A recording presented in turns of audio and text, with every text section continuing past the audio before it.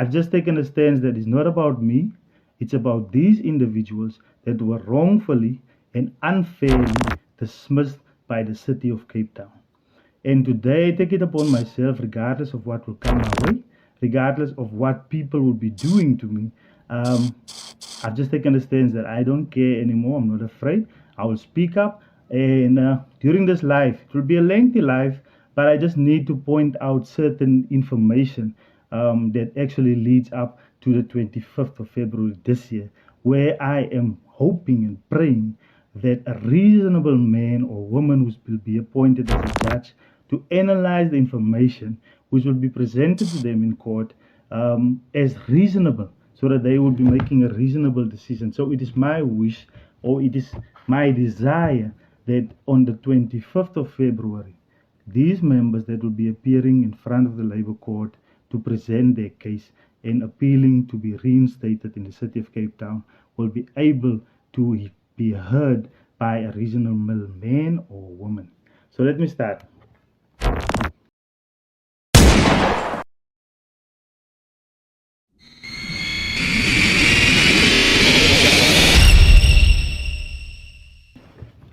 Goedemiddag. Yeah, let me start formally. My name is Enrico Jacobs. For those who know me, in my hometown of Beaufort West, I go by the simple name of Rico. But today I just felt important, or I felt compelled to just make use of this opportunity to just voice out something that has been very heavy on my heart for the past 4 years, maybe 5 years, since 2020, the 5th of March. Yeah, the reason for this live and the reason why I'm speaking in English today is because the audience which I'm appealing to most probably or mostly speaks English. I have a title for today's live, and today I have few agenda points that I've jotted down. But I made this Facebook interview. I call it a Facebook interview, where I'm interviewing myself and where I want to voice out something which is very heavy on my heart. So, if there is a title for this live today, I would say it is Appealing to a Reasonable Man. Now, I want to start at the beginning, most probably, and end at the end. So, I want to formally introduce myself. I'm Enrico Jacobs, and I will be speaking mostly about my career and leading up to today, when I decided to make this live. So, after matriculating in Beaufort West, I then joined the South African National Defence Force in 2003. My career spanned from 2003 up until 2009, when I resigned from the South African National Defence Force for personal reasons to attend to my sick mother. Those of you who know the story, I don't have to dwell too much on that.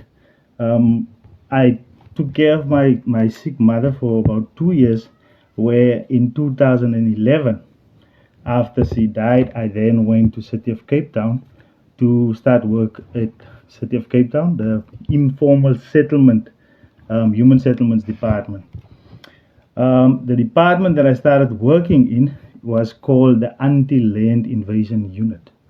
Now, there's a reason why I started with the introduction by indicating my work experience, because as you know, in the military, we are all trained to respect the country's flag, to honor our leaders and then the flag, the traditions of our country, and to protect the borders of South Africa to the best of our abilities. I was also privileged to deploy outside South Africa after completing various training in the South African National Defence Force, which I would say shaped my career going forward after 2009.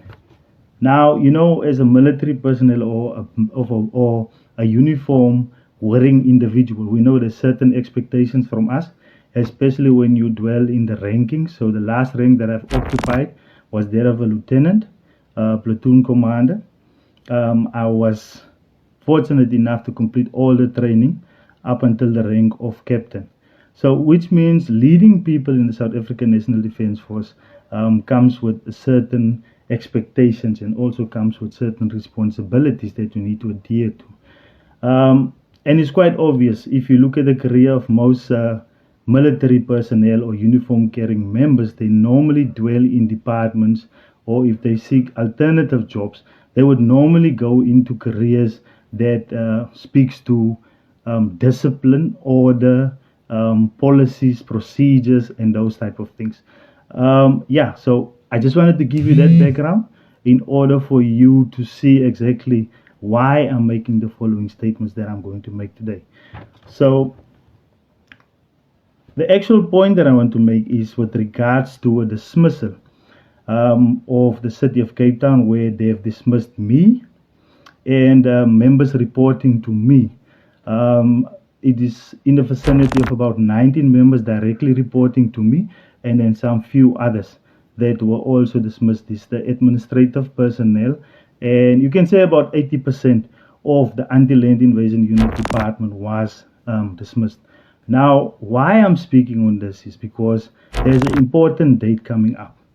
On the 27th of February this month, this year, there will be a labor court case where these members that were dismissed, excluding myself, because I was their manager, and my case is still pending at the labor court, but due to financial strains, I am not able to continue with my case at the labor court up until such date, whereas I can get the funds in order to push my case at the labor court.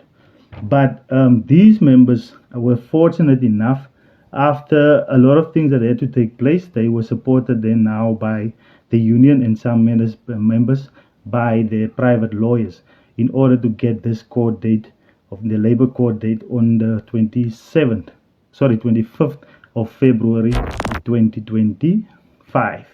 So yeah, this is my appeal to a reasonable man or reasonable woman who will be listening to what I'm saying now. I know I will get in trouble for making this Facebook video. I know certain people will not like what I have to say today, but I've just taken a stance that it's not about me. It's about these individuals that were wrongfully and unfairly dismissed by the city of Cape Town. And today I take it upon myself, regardless of what will come my way, regardless of what people will be doing to me. I've just taken a stance that I don't care anymore. I'm not afraid. I will speak up. And during this live, it will be a lengthy live, but I just need to point out certain information that actually leads up to the 25th of February this year, where I am hoping and praying that a reasonable man or woman who will be appointed as a judge to analyze the information which will be presented to them in court as reasonable, so that they will be making a reasonable decision. So it is my wish, or it is my desire, that on the 25th of February, these members that will be appearing in front of the Labour Court to present their case and appealing to be reinstated in the city of Cape Town will be able to be heard by a reasonable man or woman. So let me start. So then, like I said, let me draw the circumstances. Now, the unit that we've worked at, where I worked at the city of Cape Town, where I was first appointed as a senior field officer and then promoted to the rank of a principal field officer, which is in line with that of a line, a line manager. So what took place? This specific unit was developed and designed to do a certain function. It was established in 2009. Particularly, Helen Ziller was part of this process, and then the first manager that was appointed to run this operation of this unit was a man by the name of Stephen Haywood, who subsequently went on retirement a few years back. But the unit's core function was to protect city-owned land from legal invaders. That means, as the operational staff, we were tasked with the following duties: to go out when we receive calls of land being invaded in the city of Cape Town area, to contact law enforcement, get a contractor on board, and then to make sure that the structures is being demolished. By demolishing meaning it is destroyed, loaded on a truck, taken to the depot where we are stationed at, regardless of who is inside the structure or who is opposing us. Simply means that the city is acting in line with a process that we are calling counter-expoliation. Counter-expoliation meaning when someone takes something from you, and before that person can claim it as his property, you as the owner take recourse to repossess what is yours in a time frame that constitute a period that person cannot prove that it's his property. In relation to informal structure, I'll make the following presentation. Someone builds a structure. We get a call before the structure is occupied. Occupied meaning the person has moved in his furniture, he has stayed there overnight, and he has went to work, which means that person has occupied it as a dwelling, which means it becomes his property. And then the city will have to get a court interdict in order to get that person legally evicted. So most of our operations were done in line with a process called counter-expoliation, whereby we act before the person fully occupies the structure. Now, looking at it this way, coming from the military, and most of the people that worked in that environment was either from correctional service, police service, law enforcement, traffic, military, or security. Which means all personnel in that unit, it's semi-militarized personnel appointed as normal officials of the city of Cape Town. So which means who is gaining from this employment of these people? The city of Cape Town, because they get experience from certain men, because these members were warrant officers at police stations, like myself coming as a lieutenant from the military, qualified as a traffic officer as well.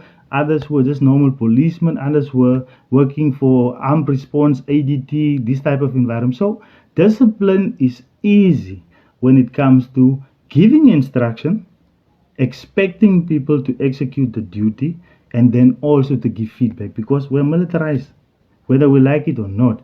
But the city doesn't see it like that, but they employ members coming from that environment. So you can just understand how stressful, and I only realized this after exiting the city of Cape Town and after being, we call it debriefed, or after being orientating my mind from thinking military or uniform like.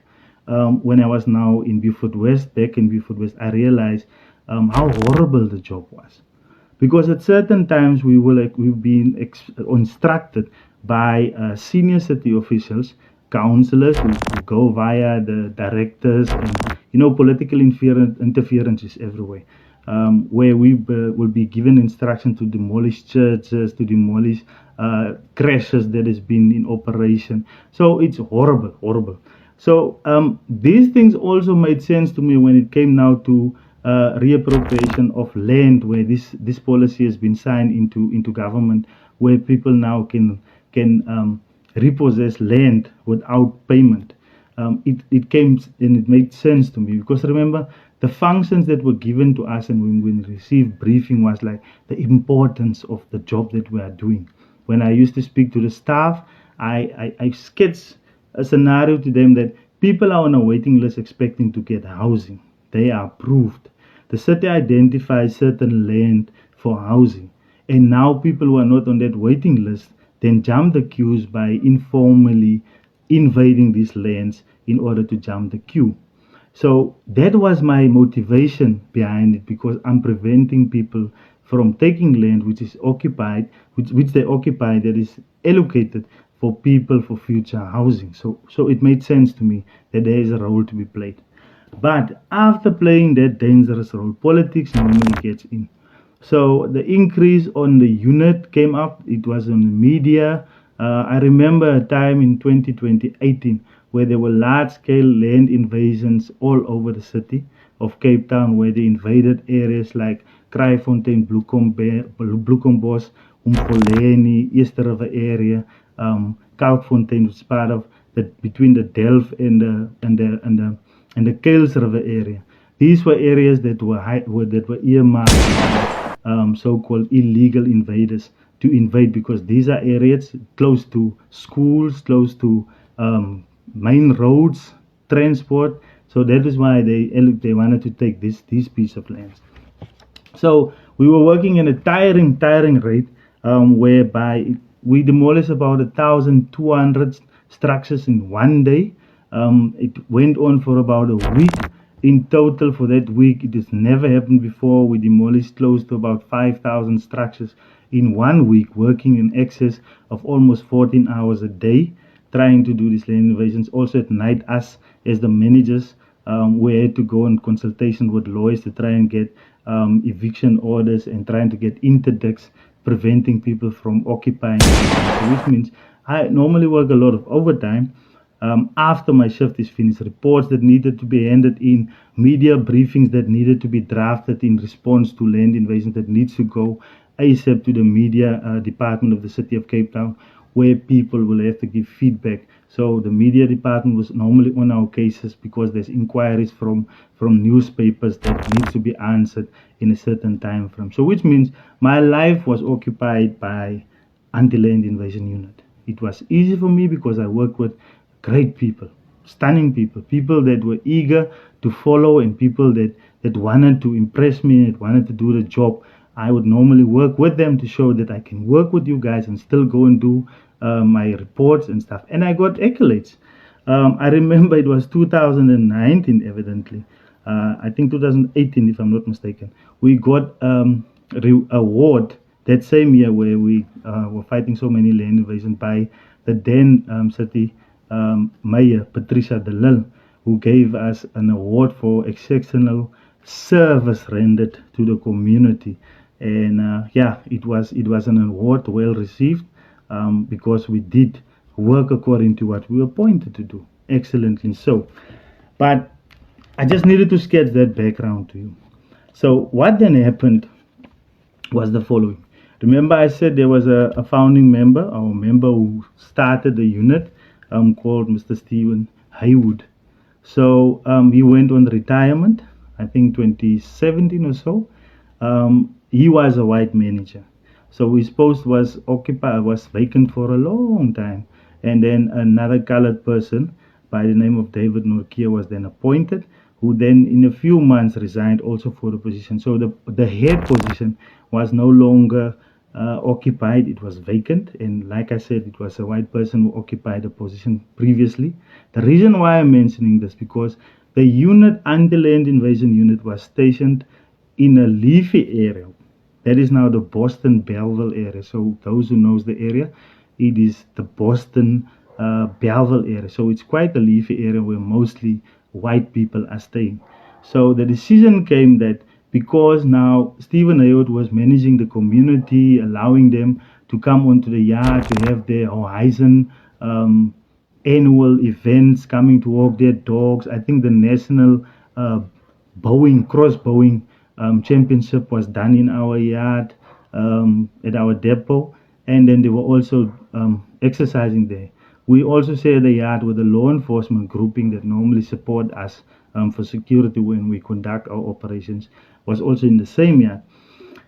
So leading to the dismissal, I just want to go through the process because I believe the reasonable man will be listening to this live. He will be looking at it from an aspect, and I'm appealing to the reasonable man to see what has happened to a group of people who dedicated their life, their family time to protect city-owned land and to make sure that the city doesn't lose land, which they indicated is allocated for future housing, or it was in an area where there's not supposed to be houses, like in wetlands and those type of areas when flooding happens in wintertime. So they were preventing people from occupying these lands. Now, let me go through the detail, which I believe a reasonable man will be looking at, and to see that a group of people were dismissed because of political agendas.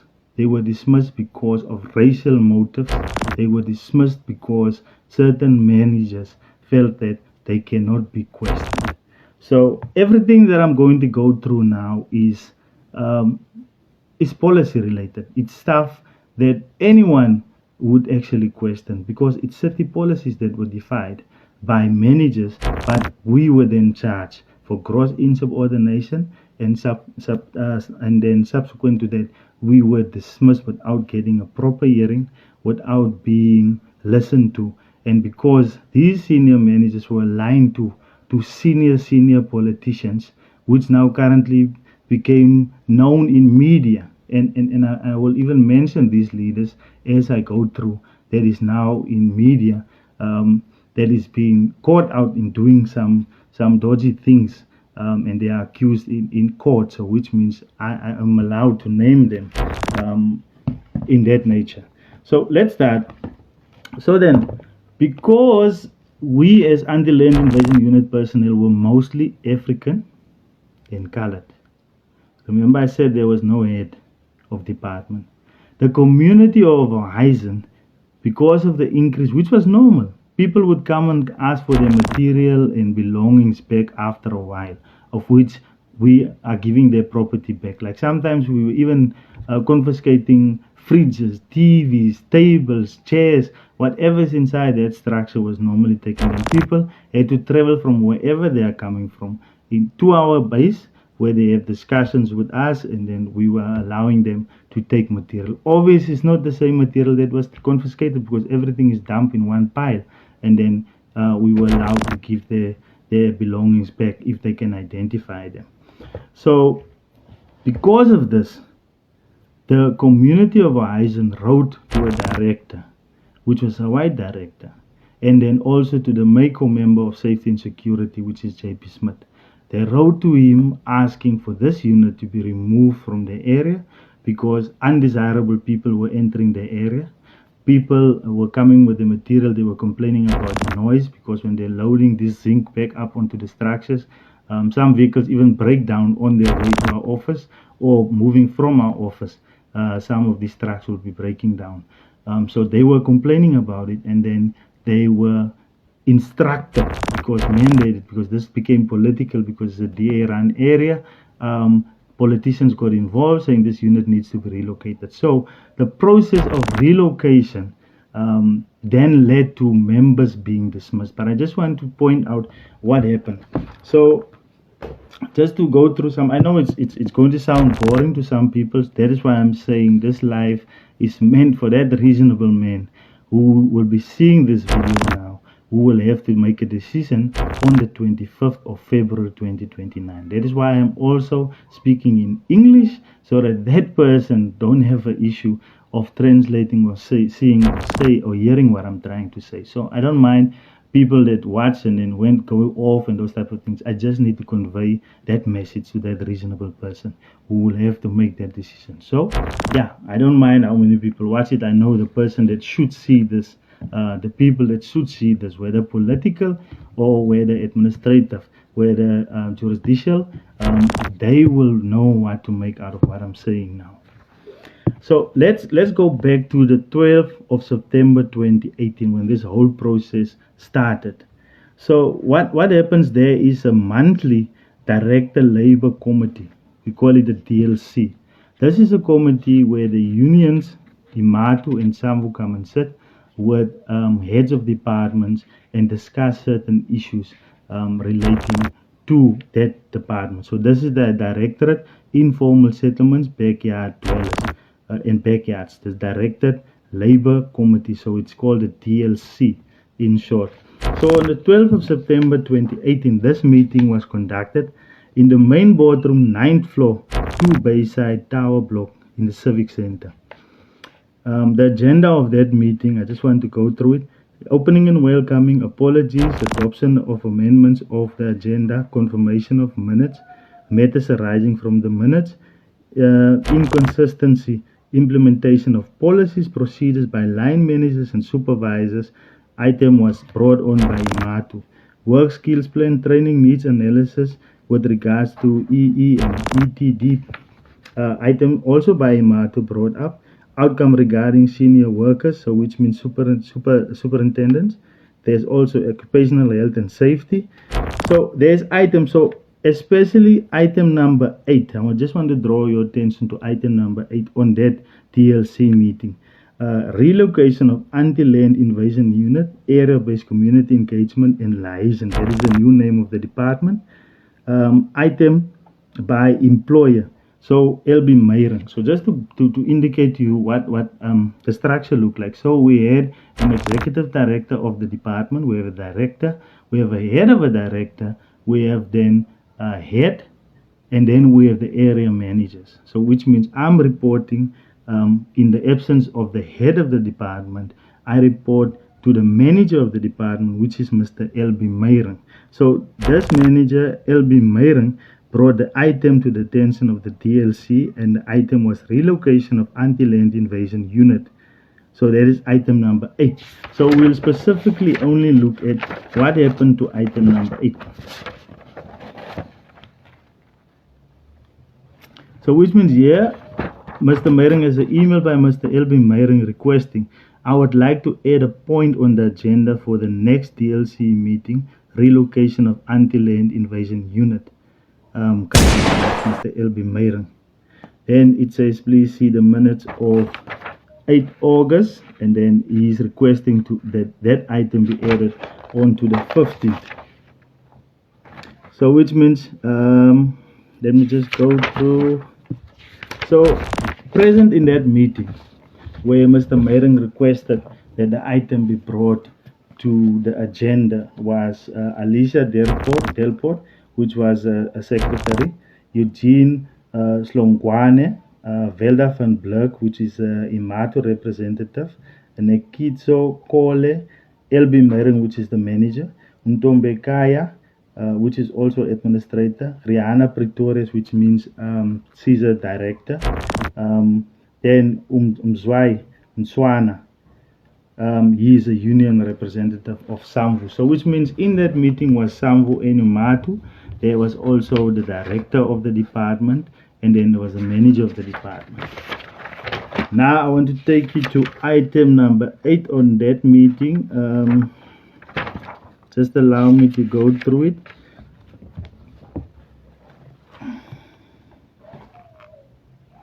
So what happens then? The item was supposed to be discussed, item number 8.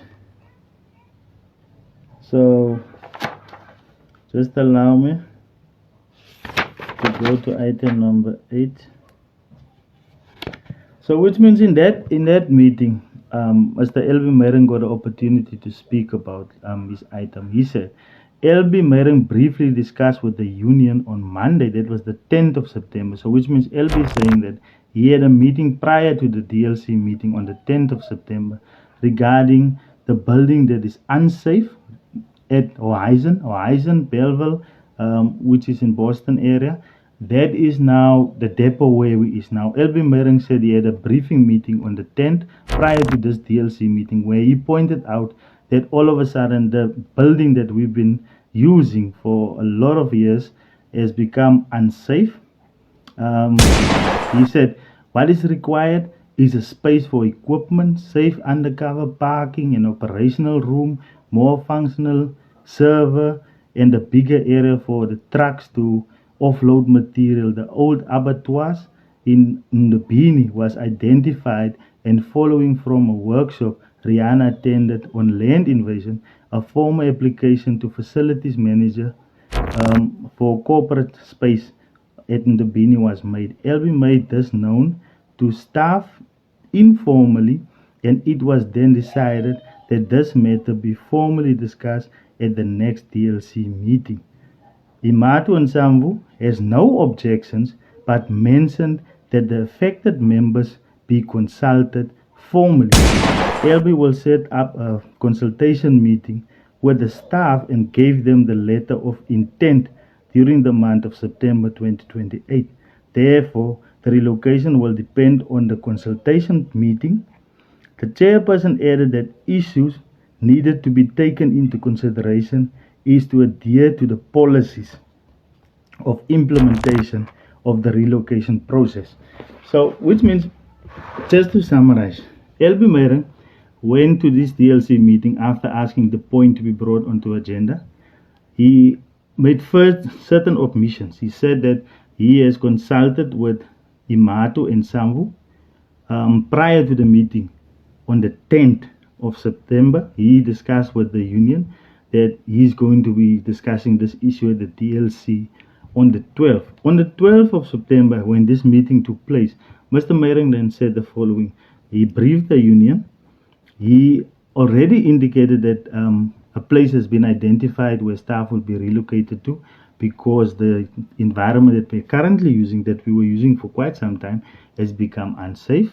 And then all the requirements and specifications of the new area that he indicated is already at this area. He is now trying to say that it's called an abattoir in the Benin, which means it's an old slaughterhouse.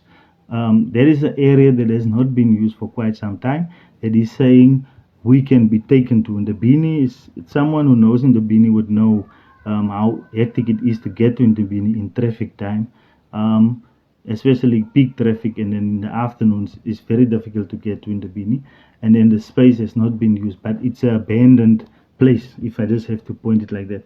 But then the chairperson of this meeting then indicated policies need to be followed, meetings need to be set up, and LB need to brief the staff on what is happening.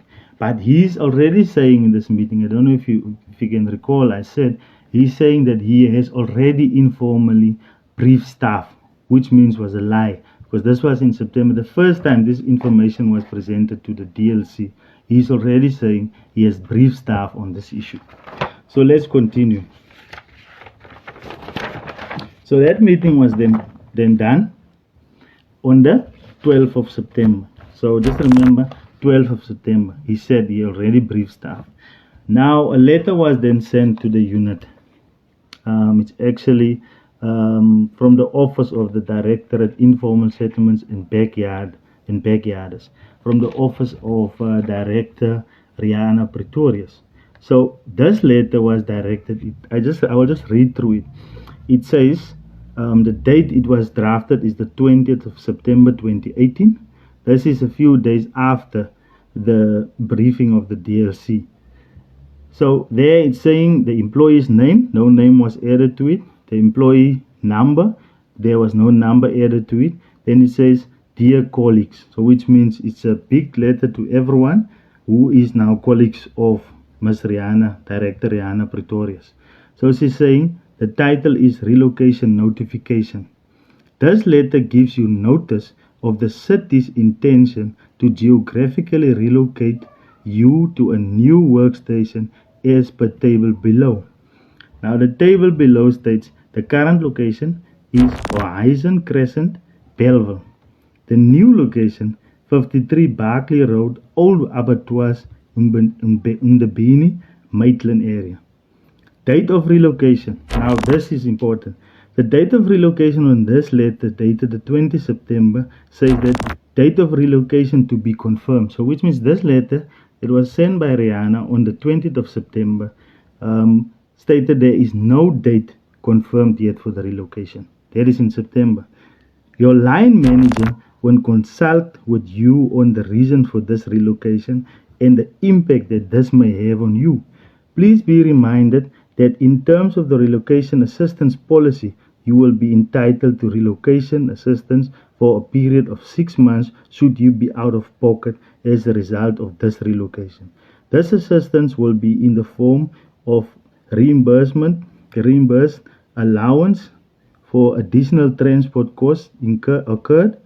Please request a copy of the policy from your line manager or find out on the city website. Now, those of you who work in the city of Cape Town would know that to get access to policies and procedures is quite easy, because the city has a well-run website for vacancies, where they advertise vacancies, tenders, and where you can get information on certain policies. So immediately, as a bureaucratic individual who has studied public management and administration as a manager of staff, immediately I took it upon myself to go and find these policies. So the first policy that I went to go and look at is the relocation policy, the asset management policy, and then I went on the basic conditions of service. So which means this letter, dated on the 20th of September, only reached us on the 27th of the 9th month of 2018. So which means 7 days after she drafted this letter, we received this letter in our office on the 27th of September. Just to brief you again, so there was a meeting on the 12th. Then she wrote this email and this memorandum on the 20th. We received it on the 27th. On the letter, I started questioning the following. Why were the individuals' names that this letter was drafted to were not mentioned, like the employee name, employee number? That should be the first thing, that this letter should be personalized. It should be written to an individual. So there were no detail on top specifically to who this letter is directed other than dear colleagues. The second part that I've questioned, this critical information was descended by a director, of which we have an executive director. In terms of policy, this letter should have been drafted by an executive director. This was drafted by Rihanna Pretorius, which is Director, Informal Settlements and Backyarders. And then it should have, there's a section beyond that letterhead or beyond the signature block, which says accepted by, and then there's a date. So which means the executive director somewhere, somehow should have given approval on this specifics, but we'll get into that later on. Moving on. So which means the letter was then emailed to us. I received that letter, and then on the 9th of October, I wrote an email to, remember we got the letter on the 27th saying that we must relocate. There's no specific date. Consultations will happen. The manager will come and speak to us. So which means Mr. L.B. Mering was tasked then to come and speak to the managers, to the line managers, area managers, and then to supporting staff as well, administrative staff that is working in that office. So we was tasked to come and do that. So on the 9th of October, I drafted an email as the area manager of Area East, and I wrote it to Mr. L.B. Mering, which is the manager of the department. And the email reads as follows. I said, "Good morning, Mr. Mering. Response to notice to relocate staff members to Ndebeni. Formal notice issued to staff of Antiland on Tuesday, 2 October 2018. That is when we received that letter, a formal notice. So I said, I trust that you are doing well. In response to the notice that was issued to Anti-Land Invasion Unit staff, we would want to bring the following staff issues to your attention to be addressed in the follow-up meeting. Transport, citywide clocking, change of work schedule. During the follow-up meeting, staff members would like to express their objections to the planned relocation. Please indicate your availability for a staff meeting. So in cracks, I then wrote the email asking Mr. Mering to do a meeting with us where we would want as managers to point out certain information relating to the transport, how is it going to affect staff, the clocking, which means the city of Cape Town uses a biometric system, which means every individual or staff member must come and press on a machine to register his clocking in time and then to register his clocking out time. So that is information that is then generated into a time statement that will lead to payroll that shows that the member worked. This is the amount of hours he's working. If he has to claim overtime, he claims it from the time statement, which indicates clocking in, clocking out. If he doesn't do that, it reflects as an error, which might lead to payment difficulties or challenges with regards to that. So I've drafted that letter. Then there were also the admin staff. On the same day, the 9th of October, also wrote an email to Mr. Mering. This was now the admin section that does not report to me, but they report to the head of the department, which was vacant. The position was vacant, so they report now directly to Mr. L.B. Mering. So this was a lady, Yolanda Sage, who wrote in an email to Mr. Mering, and she wrote the following: "Good morning. Please find a dead signed objection list of majority of staff members of Anti-Land Invasion Unit, depot. As per relocation policy, affected staff members should give or submit objections within 30 days before final notice to vacate immediate premises. Management needs to address all affected staff submission before staff can be relocated. Staff members would like management to consider the following. Transport is a major issue for anti-land invasion staff going in and out of Ndebeni, admin operation, and general workers, because there were also cleaners there. They wanted to know how this will affect them. Clocking at the nearest depot. So there was also a request that how is the clocking system going to work, because going to Ndebeni would be quite challenging. Changing of work schedules. We would like management to address and resolve the above mentioned with reasonable time. So which means from all areas, the operational staff, the admin staff, and supporting staff, the cleaners, all were concerned because they were not clear on what needs to happen. Remember, I told you that I went to go and do research with regard to the policy, because all these questions came up from some ordinates reporting to me. There was no head of the department where we can normally ask direct questions for clarity. So this manager was not there. There was no head. So the only person we can escalate our concerns to was now Mr. Meyrang. Mr. Meyrang, who is the manager of the department. So which means everything needs to be communicated to him, which was done after getting a notice saying that you guys need to relocate. The policy on relocation is quite clear. It says that members need to be consulted. They can render their objections within 30 days, which means the objections need to be addressed. And then once the objections has been addressed and the situation has been brought to a point where both parties can find each other, then the process can follow. So this was a regional request by myself, the area manager of Area East, the admin support staff, and then the general workers. Then, by procedure, members who objected needed to indicate that they have objected. So I just want to read through this. So which means there's a staff list of about, let me just get a total, say about 49 members in that unit. That now exclude the supporting staff, the cleaners. So all operational staff and their managers. So the area managers there was a man called Barry Robertson, Willem Gantana, and then myself, Elrico Jacobs. Then that other area, we were 4 areas in the city of Cape Town, that position was vacant as well. So then the staff members reporting to all 3 of us, their names is on this list, and then all of them indicated their signature in objection to the relocation in line with the policy. So which means all of them signed this objection letter on the 9th of October 2018.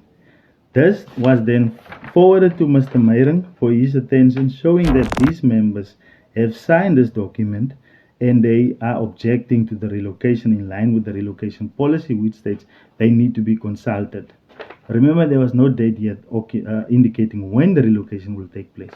Then something that I need to mention, when Mr. Meyrang came and handed us these letters, there were a lot of people that was on sick leave, maternity leave, and then some were on shift and still coming to work. So we did not speak to all members. Remember, the letter that I indicated was a memorandum that were handed to us. No particulars of the individual staff members was on that letter. It was just saying employee, staff number, and then it says the relocation date needs to be confirmed, not yet confirmed. Mr. Meyrang came and he indicated to us that he's only the messenger. His job was only to come and relay the message that was given to him by the director. He also said from his side he does not agree with the relocation, but he was tasked just to be the messenger to come and explain to us what is going to happen. But he doesn't have the particulars stating when the relocation will take place. So now, just bear with me. Mr. Meyrang was the one who brought this item to the agenda of the DLC. He was the one who discussed the point, who said that he already discussed the issue with staff members.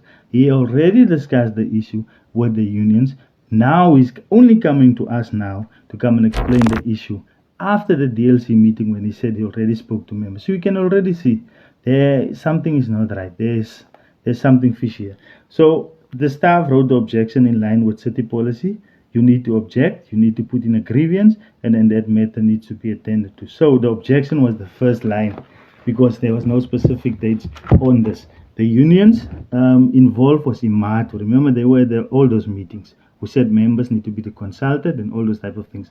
Mr. Meyering in that same meeting lied, or I don't know whether the union was lying with him, who said he briefed the union on the 10th, which is 2 days before the DLC meeting.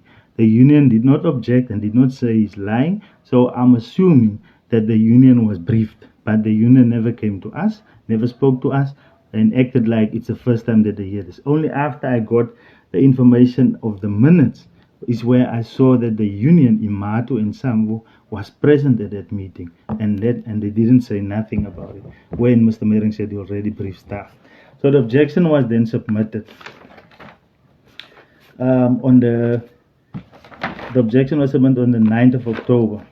So going forward, after all members have signed that objection, on the 10th of October, a day after the objection was received, there was another DLC meeting.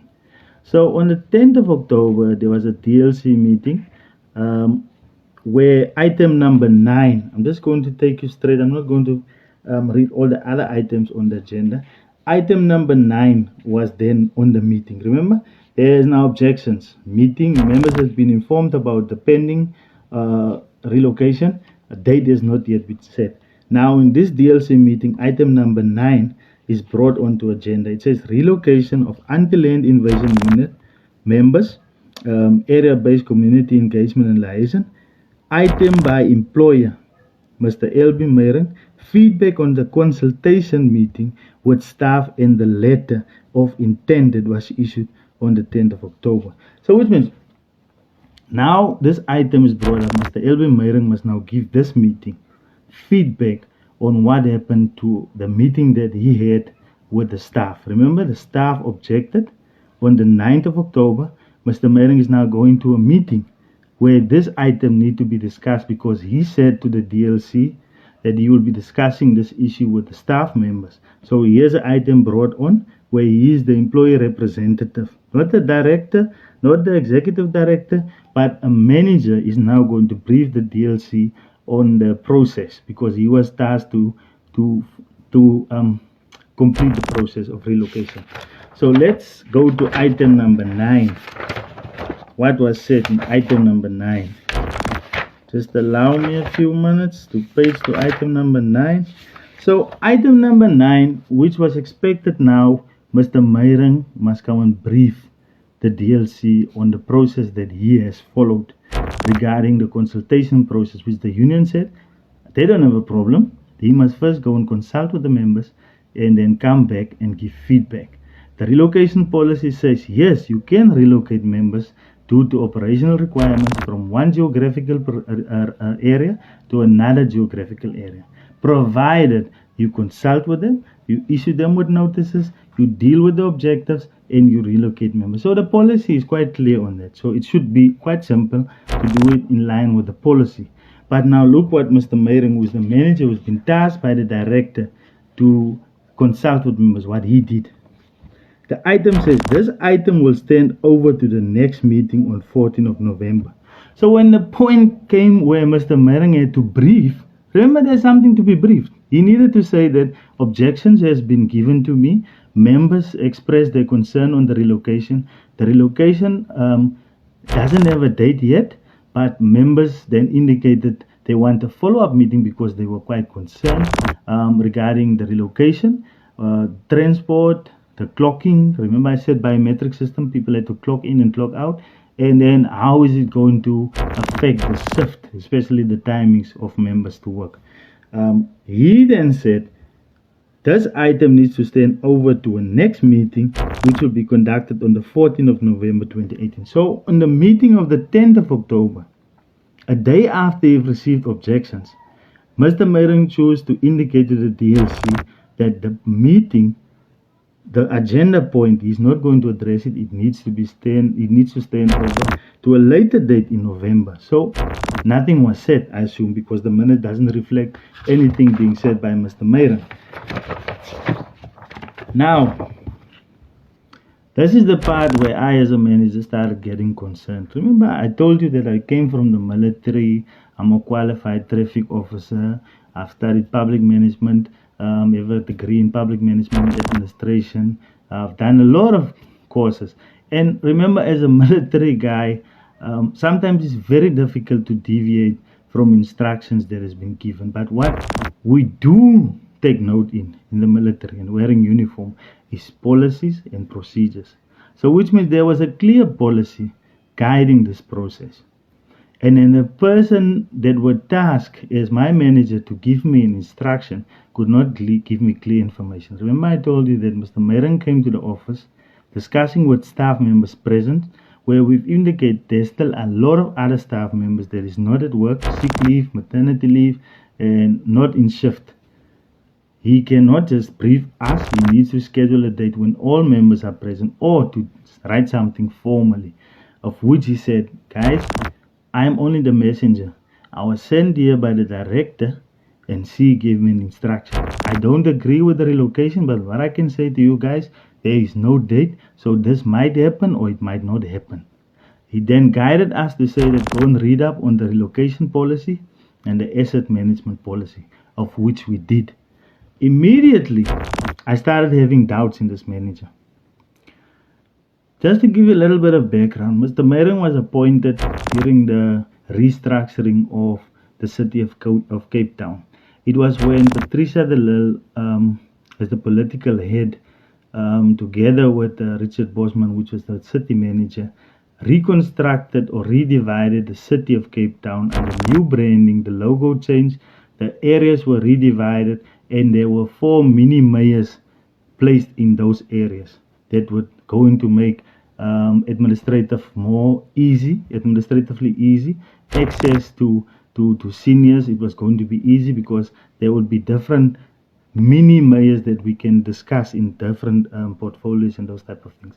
So yeah, that information given. So LB Meron was appointed. He came from the Eastern Cape, and I picked up early because when he introduced himself to us, he said, "Yo, he's out of depth. He doesn't know the department. He doesn't know the difficulties of this job." And the first meeting that I had with Mr. Meron, the guy invited us to a breakfast where he paid for everything.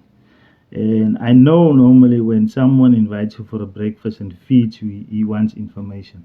So we went to that meeting where I sat with him. He said, "Don't worry, you can order anything you want." We ate, we talked. He asked me the strong points and weak points of the staff members, difficulties, challenges, the normal SWOT analysis. He asked me strong points, weak points, opportunities, and threats. I then identified to him all this information. If he needs information, he can contact me. I will support him, but I could pick up that there's a lack. There's definitely a lack in his knowledge relating to what we have to do and what the task at hand is. So he said I must continue as if he's not there, and if I need his assistance, I must just consult. So now it made me a little bit skeptical on the behavior of this manager, because I mean certain things in the agendas where I saw him lying about certain items. I asked the union, they said no, they didn't have a meeting on the 10th. I asked them, why didn't you say that there was no meeting, or why didn't you feel like you needed to inform staff or to have a meeting with staff members to brief them because you were sitting in a meeting? This is critical information. Why didn't you disseminate it to the union members? I also started doubting the unions and their involvement. But after reading the policy, I started doing a little bit of research. And then I came across proof that Mr. LB Meron made policy mistakes that were overturned and overlooked by the director, the executive director. And there were 2 cases that stood out for me. The first case that I would like to touch on that shows that LB Meron, in that same year of 2018, in that same space of time, made policy errors where he as a manager could not interpret policy. He made mistakes and he was not punished. He was asked to continue with this relocation policy. So let's look at the first case. There was a secondment or a transfer, and LB Meron didn't know the difference between a secondment and a transfer.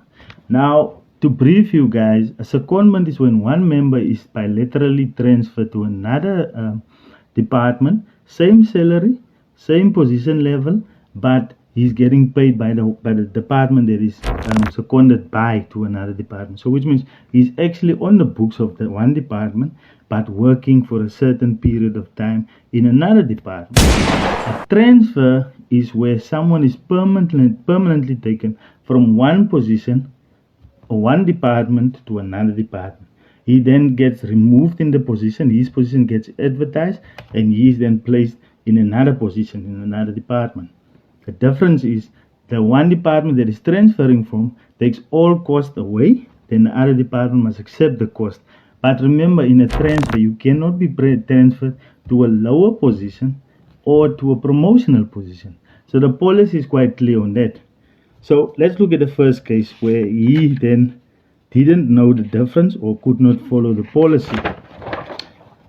So yeah, let's look at it like this. So the first one is where two members of our unit was seconded to, I said we're in Human Settlement Department, was seconded to Safety and Security, which is the law enforcement department.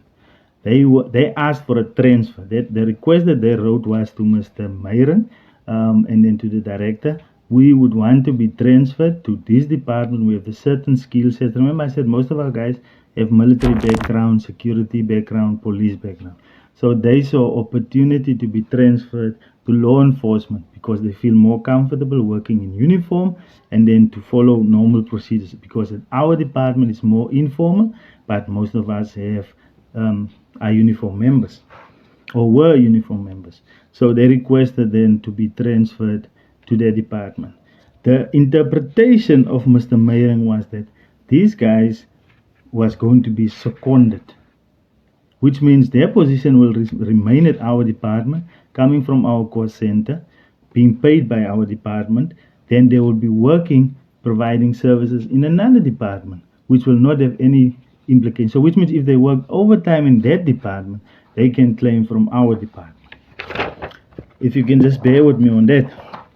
So the manager who in the area where these members were working had a concern because he picked up on this issue. Because remember, it's going to be two members short, and these two members were supervisors taken from these positions to go and be normal law enforcement officers, which is a position or two positions lower than the current position where they are. So it's in actual fact a demotion when they go over to law enforcement, where they are now senior members in the Human Settlements Department. They would now become junior members in law enforcement. So the area manager wrote a letter to Mr. Myron, and it reads as follows. He said, "Good day, LB. Just to inform you, on record, Muhammad, Young, and Michael Snippers are as, I'm just reading as he wrote the email, are as from yesterday, 1 August 2018, not working at Anti-Land Invasion Unit anymore. They start at law enforcement as per their transfer to Safety and Security Depot. We did not have an ongoing out clock in and clock out annual equipment today." I'm just reading it as he wrote it. So then he's saying cameras, videos, uniform, bulletproof, ID card was not handed in by these members. Then he's saying, myself and Barry, which is another area manager, we will not send you the names of the staff. We will later send you the names of the staff that will replace these senior members. Mtombe Kaya, just a reminder, please note that all benefits like standby, cell phone allowance, internet, and horizon clocking device must be terminated as from yesterday, as it will still come from our budget if not ceased. Transfer is officially done. That is now the concern of Mr. Willem Gantana, which is the area manager. So he's saying, according to him, the transfer has been done. These members must be taken off our clocking device, and then in order to stop them getting paid from our cost center.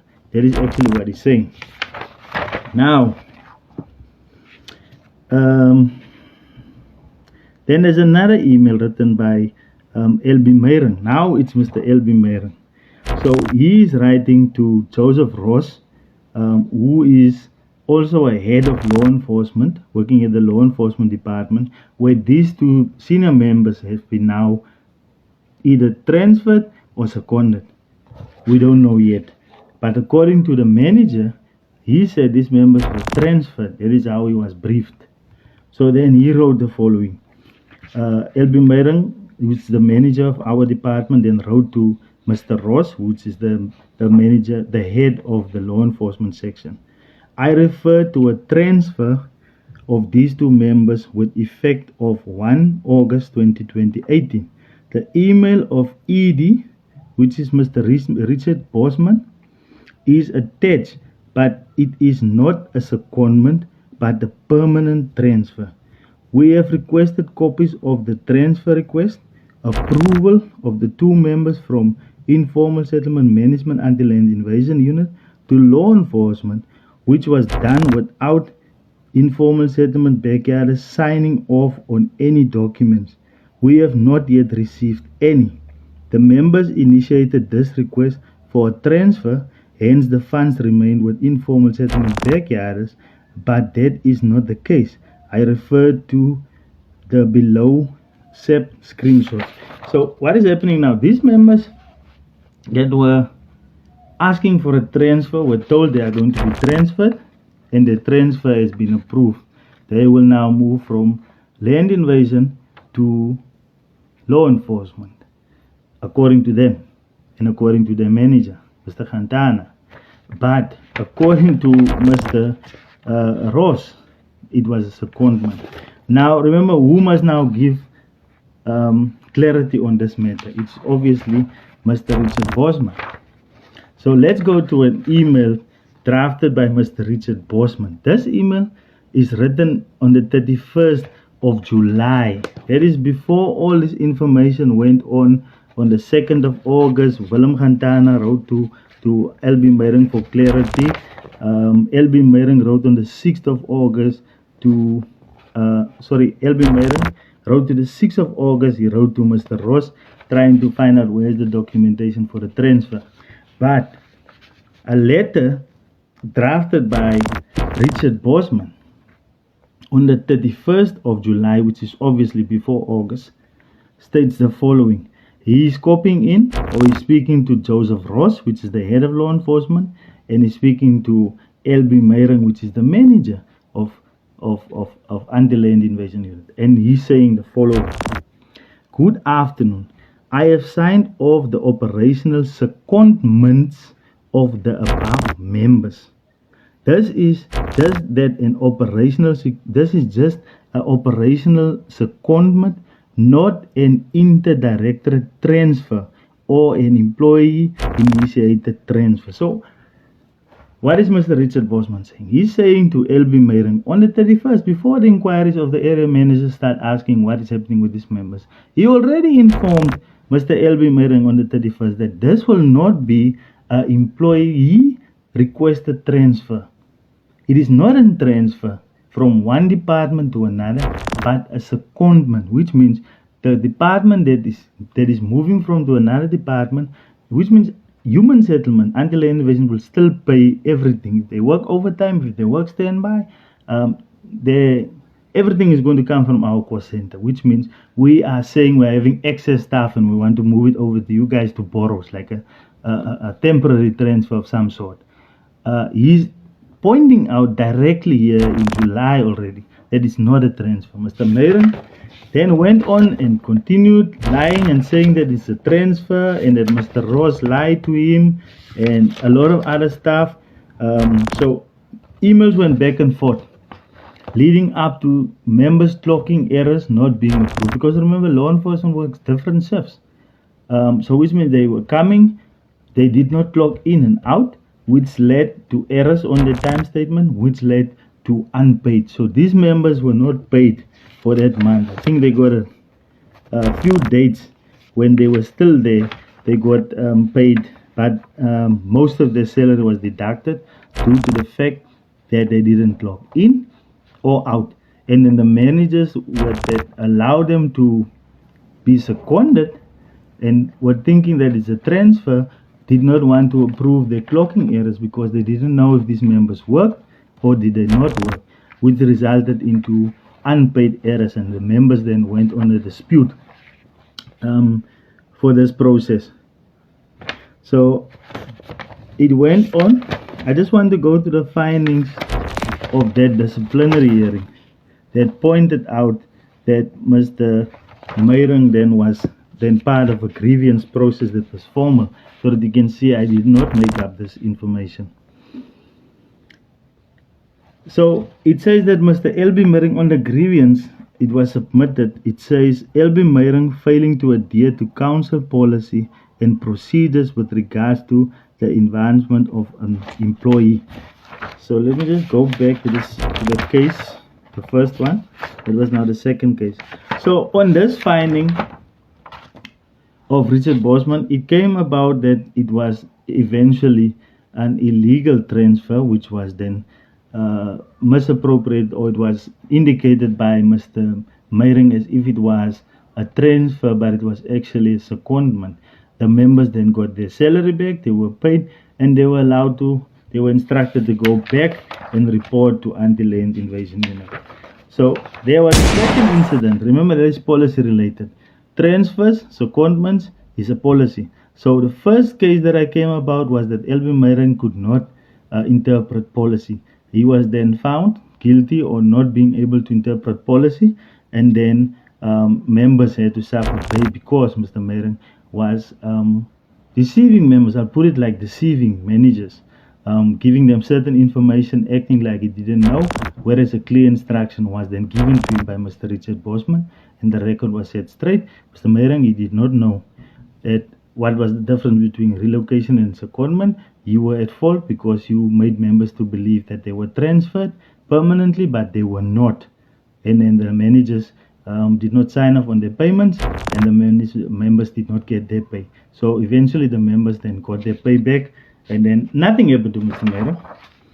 The second case was then another case of a member that was seconded or transferred again by Mr. Meyrung to another department, and a collective agreed that a grievance was launched by the members of this department that he transferred this individual to, because he's another senior member transferring or asked to be transferred to another department of where there's no position.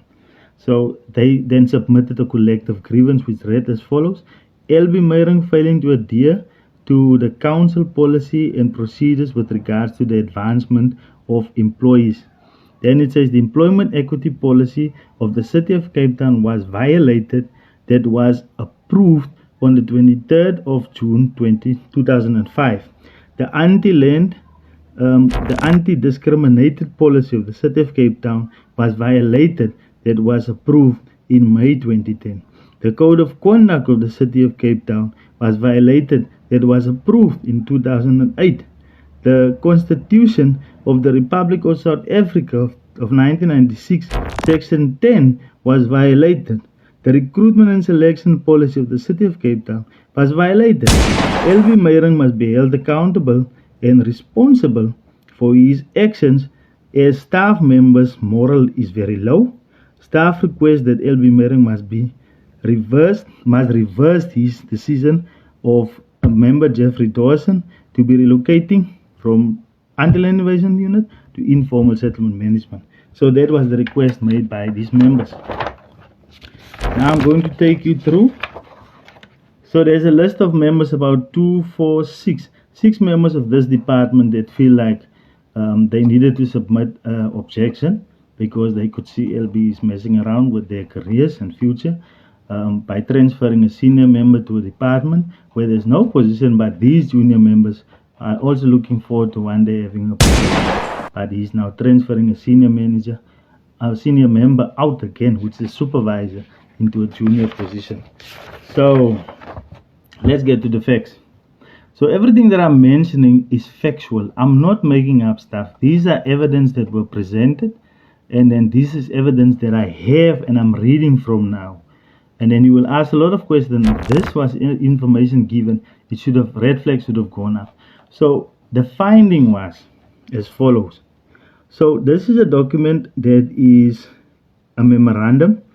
It comes from the acting executive director, Mr. Rian Rugaba. He then wrote this memorandum on the 4th of April 2019 to Mr. Esley Lawrence, which is the head of labor relations. He's writing that letter to them. He says, Dear Esley, I was nominated as chairperson to represent over the grievance procedures in respect of the grievance submitted by staff of the Anti-Land Invasion Unit Human Settlements Directorate. 2 meetings were held with the aggrieved parties and their management on the 5th and the 13th of March 2019, respectively, to hear the matter. The meeting was chaired by myself and attended by the following members. So the executive director was appointed to deal with this grievance. He's saying the following members were present. Himself, Rian Rukaba, as the chairperson. Samsudin Corporate Employee Relations was there. There was again the union, Samvu was present. And then the members who submitted the grievance was there. Okay, so he then made a finding. And his finding is as following. I have listened to both sides and the merits of the grievance. I'm ruling as follows. So this was his official ruling. The employee relocation and transfer systems and procedure was not adhered to. That the transfer of Mr. Dawson from Horizon office to the Autry office should have been authorized by the executive director of Water and Waste. Mr. Dawson be transferred back to Ndebeni office with effect from 8 April 2019. Yours faithfully, Rian Rugoba, Acting Executive Director, Human Settlements. So, just to summarize, an acting executive director is saying that the same policy that we were found guilty of being insubordinate to, he's saying Mr. L.B. Meyering did not adhere to the relocation policy. He did not follow the policy. He's making a ruling that his interpretation of relocating a member was illegal and it was not according to policy and procedure. He ordered the member that was relocated to be relocated back. And on this item, there is no consequences whatsoever to Mr. L.B. Meyering, who in 2 cases that I've indicated could not follow simple policy and procedures. 2 executive directors made findings against Mr. L.B. Meyering saying, you did not follow city policy. And the same policy, relocation policy, transfer and secondment, these are the policies that you are guilty of not following.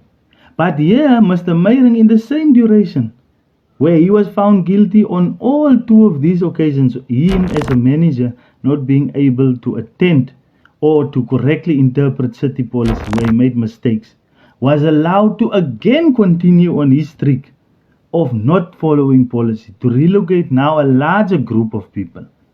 Where already I've indicated, he lied in the DLC meeting, he lied to members when he come and informally consulted members, just saying that he's a messenger and he'll be coming back with concrete information, and then he'll be coming back with a date, because it's now he's just conveying the message. We should not ask him questions because he is just a messenger. Again, we've highlighted to him, you came to us without announcing that you will be coming for a meeting. There are members that are on sick leave, maternity leave, and that is out of shift, that is at home, that cannot attend this meeting. You should then schedule a formal meeting where you then proceed by informing members formally. We then took it also upon ourselves to write an objection to him.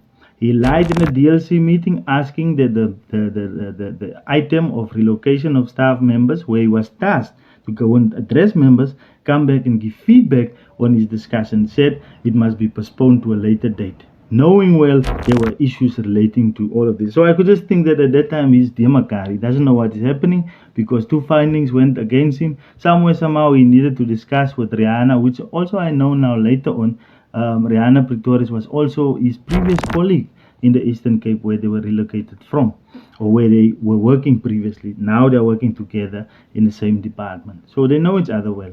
So somehow discussions went on between them. I can just imagine these discussions going on. So all of that happened. So I'm taking you now to the 6th of November.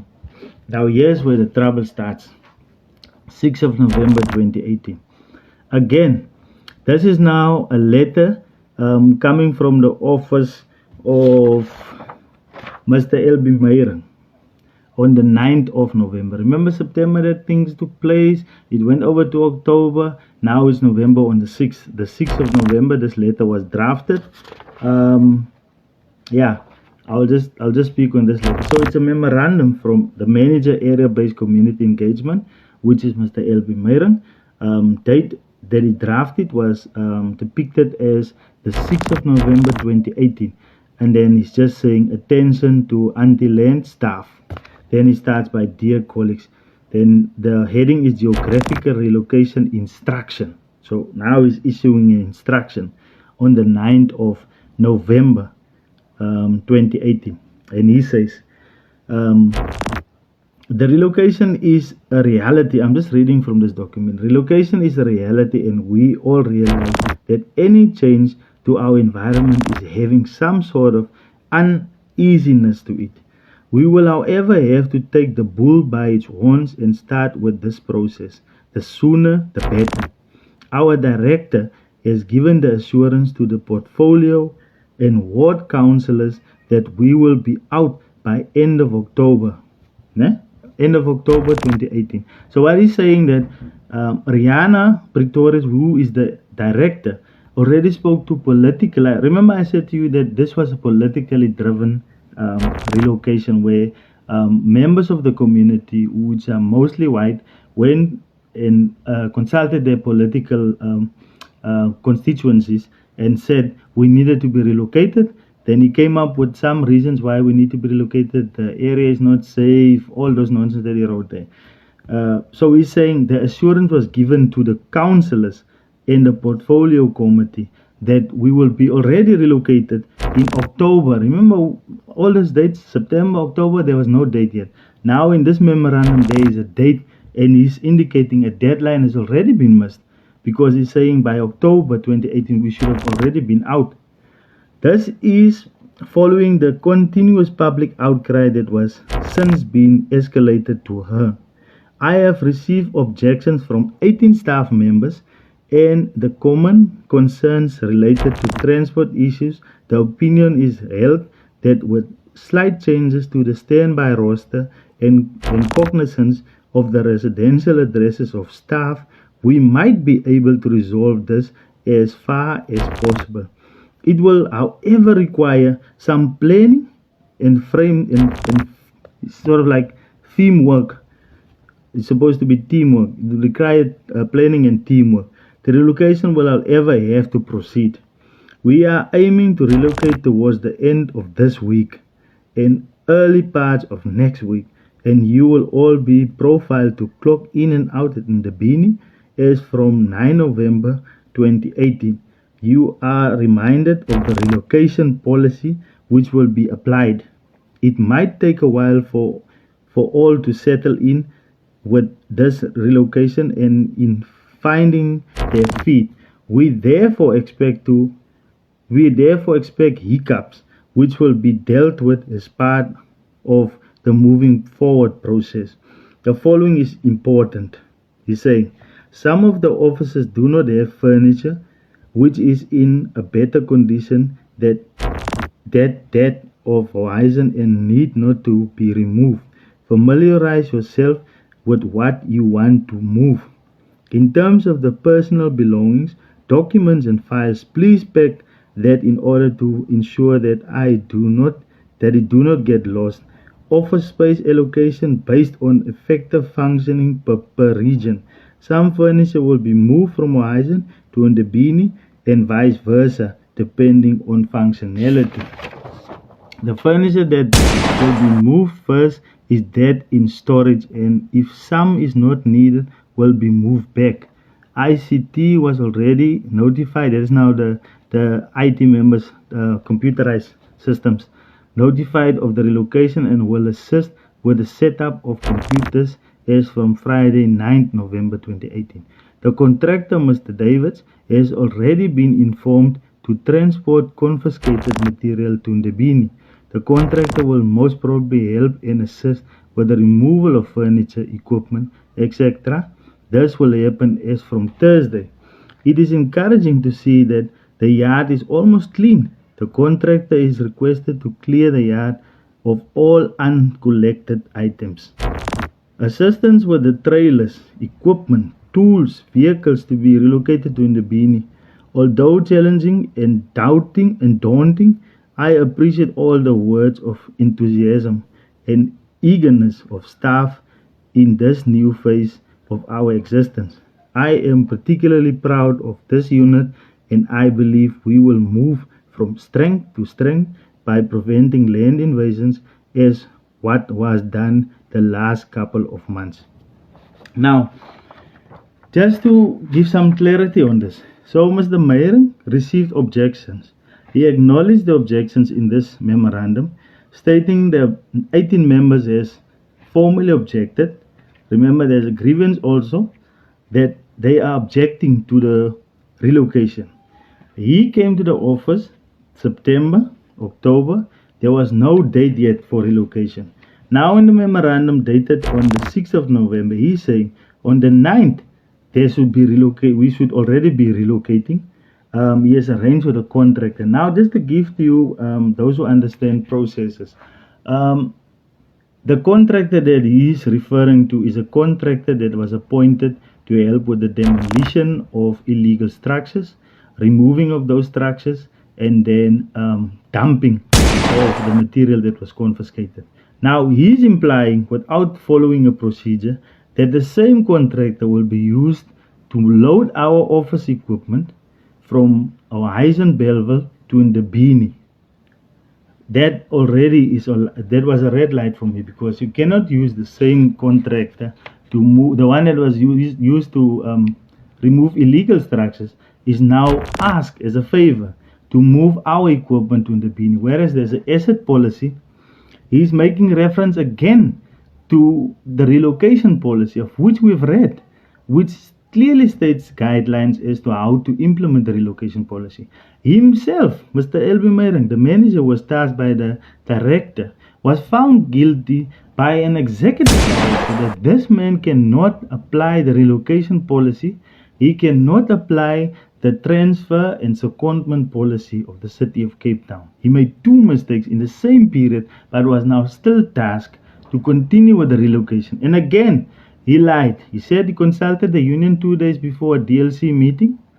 On the date of the DLC meeting, he was tasked to go and consult members. The union don't have an objection for him to speak to members. And then he was asked to come and give feedback. He came back to a DLC meeting.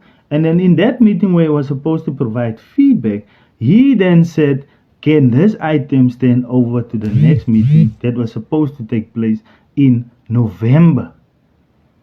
Now, that meeting of the DLC was supposed to take place in November, 14th November 2018. Now, on the 6th of November, a manager is issuing a relocation instruction. A manager, not the director, not the executive director, a manager is issuing this. So already I had alarm bells that went off. He signed the document on the 6th of November 2018. This document was emailed to us. Now, as part of that document that was emailed to us, there's another document now that is also coming now from the office of Rihanna Pretorius. Remember, he's issuing the instruction. Then the Rihanna Pretorius, which is the director, is now issuing a relocation instruction again on the same date, dated the 6th of November 2018. This document now has my employee name, Elrico Jacobs. I'm not afraid to even mention my employee number. My employee number is 1004195, position Principal Field Officer, and it says Dear colleagues. Now, for the first time, that information is reflecting to who it is directed to. Remember the other ones I wrote? There was no detail of members, and it was just reading as dear colleagues. No specific date of relocation. Nothing was indicated. Now, in this document, my name is there, my staff number is there, and then the position. So it says, dear colleagues, geographical relocation. With reference to the letter confirming our relocation recently provided to you. So she's talking about a document that LB sent to us. And in the previous document that was sent by her, there was no relocation date. The document now that she's referring to, instruction that was sent by LB on the 6th of November, the same date, she's saying, and she's referring us to that document that says, with reference to the letter confirming our relocation recently provided to you. Remember, the letters are now sent to us now for the first time, dated on the 6th of November 2018. You are hereby required to avail yourself and report for duty on the 9th of November at 8 o'clock at Old Abattoirs, Barclay Road in the Beanie. You will report to Mr. L.B. Meyer. Then it says, should you for whatsoever reason decide not to avail your service on this date and place, this letter furthermore serves as an instruction to you to render your service on the pre-mentioned date and place. Failure to adhere to this instruction will in all probability result in appropriate discipline action being taken against you.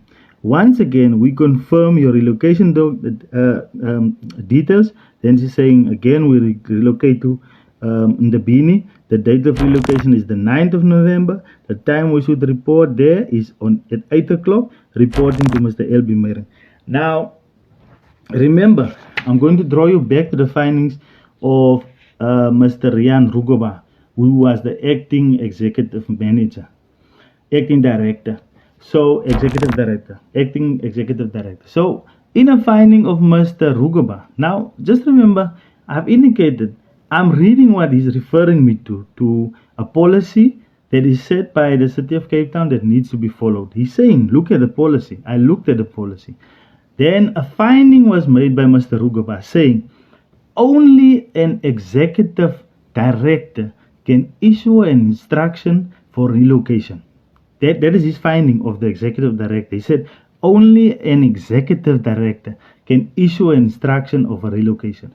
Now, bear in mind, on the 6th of November 2018, L.B. Meyer, the manager, is issuing a relocation instruction.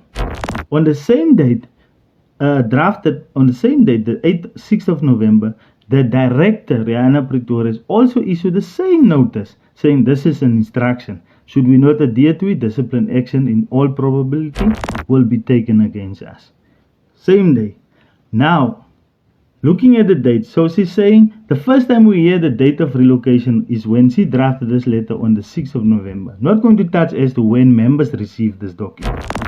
So on the 6th of November, she is saying, you guys are instructed to relocate now on the 6th of November, on the 9th of November, within 3 days.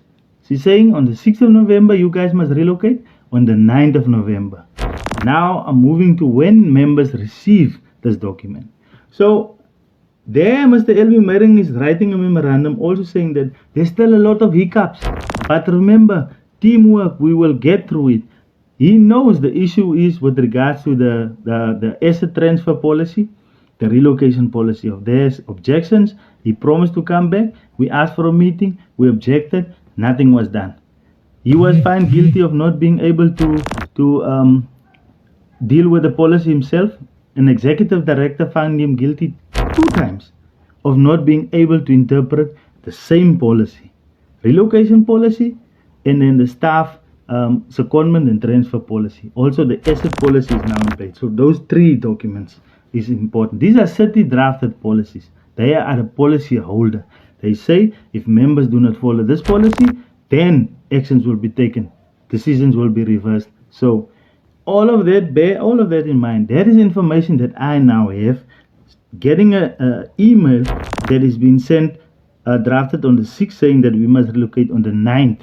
I didn't even have a chance to speak to staff because we couldn't make arrangements because we didn't even know when we were going to relocate. Remember, Mr. Mering said he's just the messenger, He himself doesn't know when the relocation will take place and if it will take place.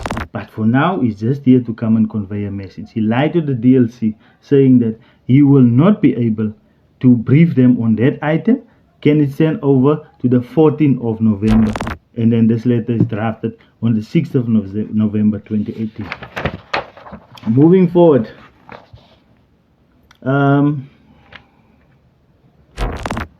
Now, coming to when members receive the email of saying that you must relocate on the 9th, it was drafted on the 6th of November.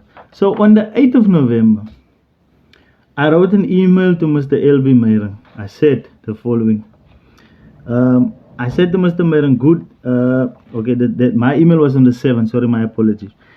My email on the 7th, so the 6th, the instruction was issued, but we did not receive it because it was emailed to us. Remember, some members are on sick leave, some members are on leave, some members are on maternity leave, and then others do not have access to computers, the general workers, with the cleaners. So he's drafting this letter. I'm drafting this letter on the 7th of November to Mr. L.B. Meyering.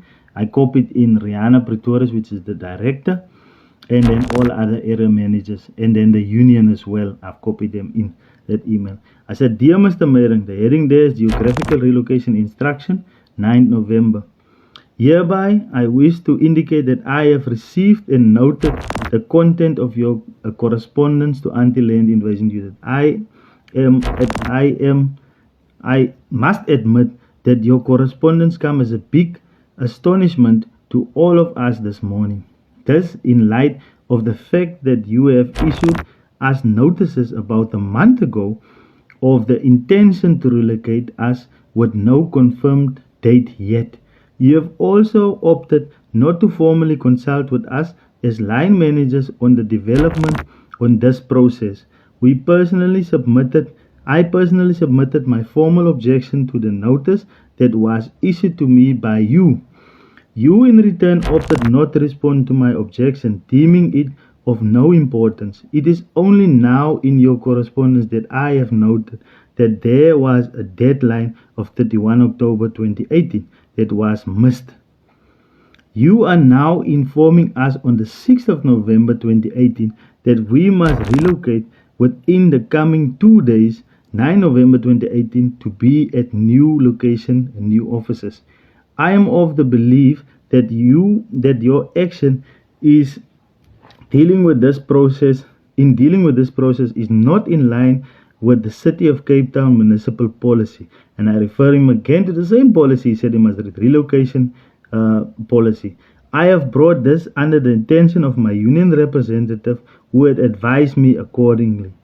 Also deem this email as a written objection to your instruction that I must report to Ndambini by Friday, 9th November 2018. So I've wrote to him on the 7th. So which means he have issued the letter to members via email, not personally delivered to members, not knowing who received or did not receive because it was emailed. My letter I received the morning of the 7th, but members who did receive it indicated to me on the 6th that there's this letter. I personally did not receive mine.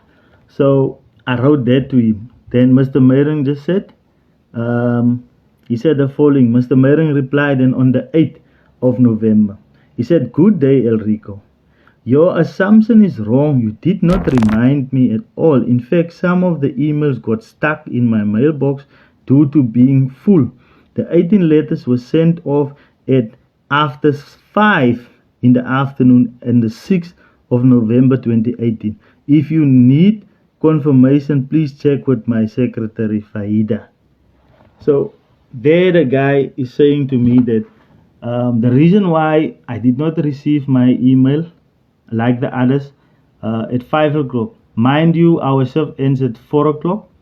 4:30, we leave the office. He said he sent the email at 5 o'clock, which means we were not even supposed to get that email. But some members who stayed late waiting for buses and transport got that email, informed me about the email. I then wrote to him on the 7th.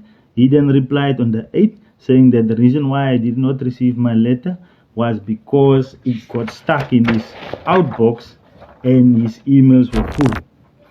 So let's take it like that. His emails were full. Then let's move on.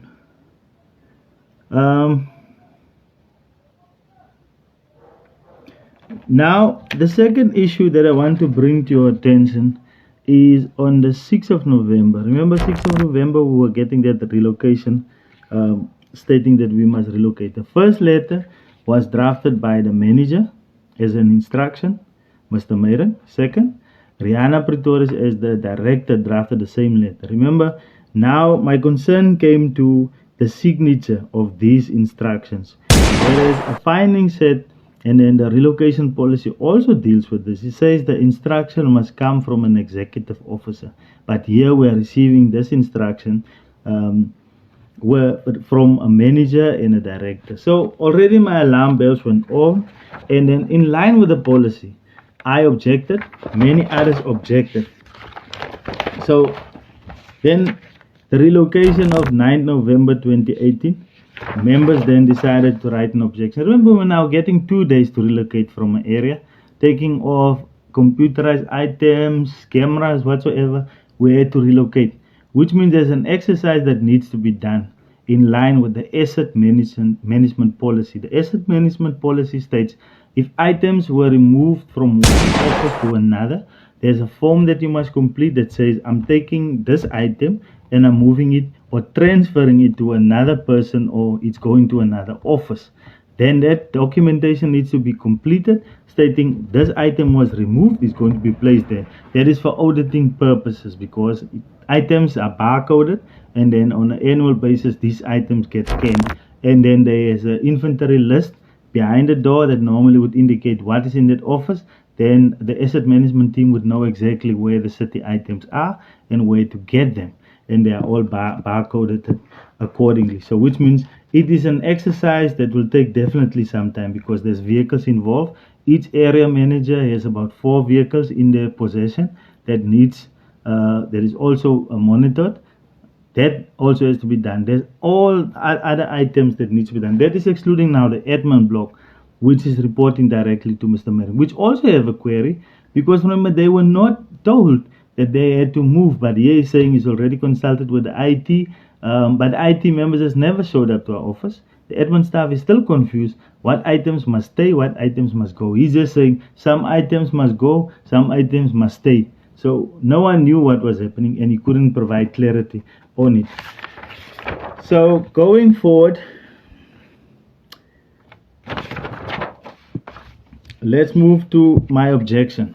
So the objection that I wrote to Mr. Mayron, it's a simple objection. It comes from my experience as a manager and as a person that works with staff, warm blood, as we say, warm boots on the ground, that knows people have questions. You cannot just come and tell people and they follow blindly like sheep. So they need to be given instructions. So I directed this objection to Mr. Mayron on the 15th of October, but he did not attend to the objection. I asked him to come and speak to me or the staff or anyone, or to write an email to clarify certain things for us. So I wrote an objection. It is titled Letter of Objection from Principal Field Officer Rico Jacobs with my staff number against the intention of relocation from Belleville or Eisen office to Ndebeni. In response to the notice to relocation from office, to relocate from the office that was issued by Mr. Mayron, the manager of informal settlements, I would like to express my objection. I am of the opinion that the reason stated verbally and in writing by Mr. Mayron is not sensible or reasonable to relocate members from the current relocation area to the other identified relocation area. That is where he said the area is unsafe, community is complaining, we are making noise, and the structures that we broke down is lying, it's looking unneat. But remember, this has been going on since 2009 already. We've been using this when there was a white manager. The community of Eisen did not have a problem because they could come to the manager, they walked their dogs in the area, they were coming to shoot bow and arrow, and then they were driving their bicycles, bringing their kids, having annually, or Heisen price and stuff. So they were using the area while all of this material and things were going on. But the managers were there. They could speak to him because he was a white manager. They can associate with him. He was also a member of the DA. So politically and everything was above board because they felt comfortable. The manager went in retirement. Immediately, the complaints started escalating about undesirable people walking in the area, trucks coming in and out. So those things were there now. So I said the core reason for the relocation, as stated by you, Mr. Mering, speaks only of the challenges of building material that is currently being stored at the Horizon office. The building material have been stored at our offices for more than 9 years. It was only after the founding head, Mr. Stephen Haywood, went on retirement 3 years ago that the issue of material at our office started to be a real issue for the surrounding community. I am also of the opinion that by relocating my team or all of our teams to Ndebeni will just complicate the daily operations of my area and the other areas. Cutting the issue of building material as an operational method to relocate my team and that of others from our current office has no merit, as the material is only the after effect of our work done. The building material can be moved to Ndebeni. I agree with that point, as this will satisfy the surrounding community. Relocating the teams will simply just complicate my daily operations, and it will complicate our response time. Almost all my team members are residing in the eastern area of operation. This means that they will be challenged by the morning traffic and the afternoon traffic coming to work after doing the daily work. Not even to mention the issue of public transport and the restrictions of public transport to the Ndebeni area. We are currently only providing transport for members on standby. It will also mean that members will have to drive away from their operational area to report for duty, only to return back to the operational area again. I have no objection regarding the material that is to be stored in Ndebeni. My objections are against the relocation of the office. Our current office is currently central to all areas. This allows timeous deployment of teams. The current facilities can still be maintained to correct the past inattention. I therefore object to the intended relocation to Ndebeni and agree to the issue of storing the building material at Ndebeni. I appeal to you to reconsider the issue of relocating our office. So my objection was operationally. I have never mentioned any of personal reasons relating to me. Remember, as a manager in the city of Cape Town, or as a line manager, area manager in the city of Cape Town, we get a car allowance, and then we can clock in any area. So which means for me to start my work, I do not have to be in office. I have a computer that has Wi-Fi that I can operate from anywhere.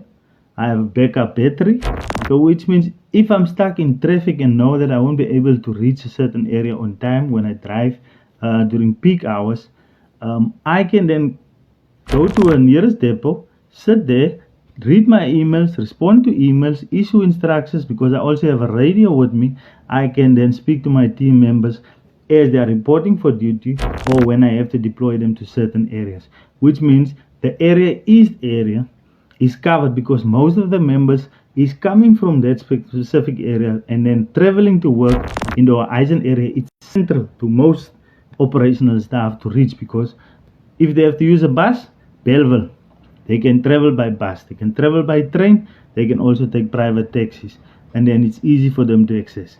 Traveling to Ndebeni, it's quite challenging.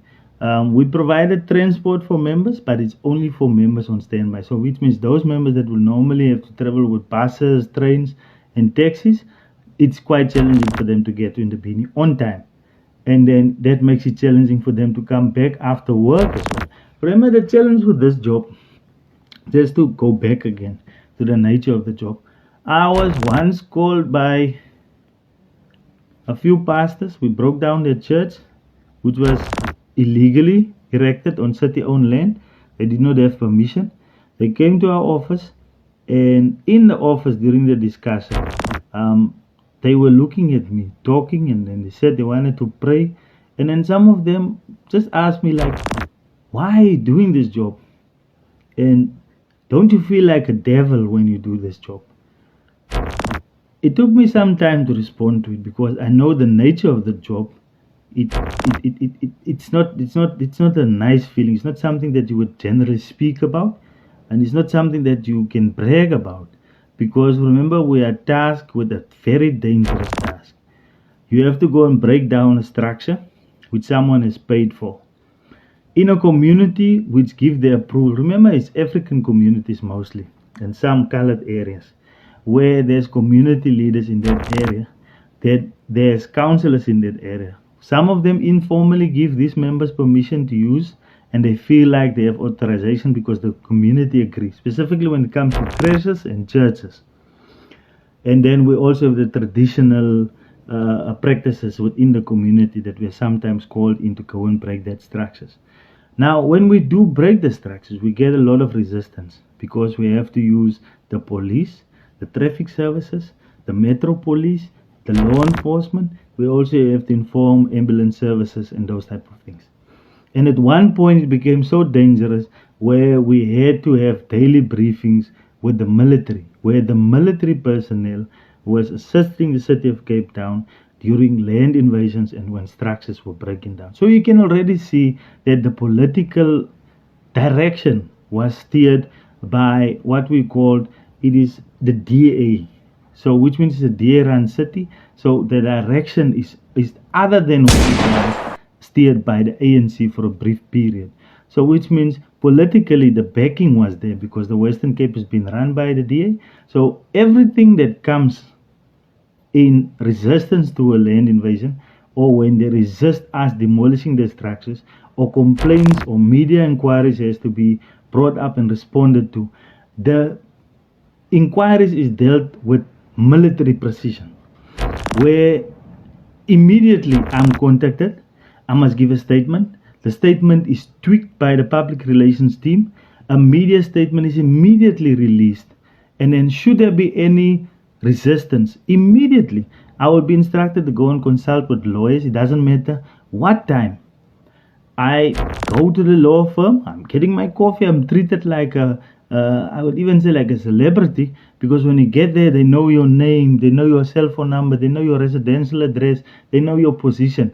You sit with the lawyers, and interdict is being drafted, and these interdicts is gotten in immediately, because they go to court immediately, and within hours an interdict is issued stating that that land is protected by interdict. We go and get the sheriff, we put up the notices on the boards. All of that is done in hours, so which means a lot of money is going at this project of protecting city owned land, getting interdicts, getting eviction orders. These things are immediate, it's instant. The issue of money is never questioned.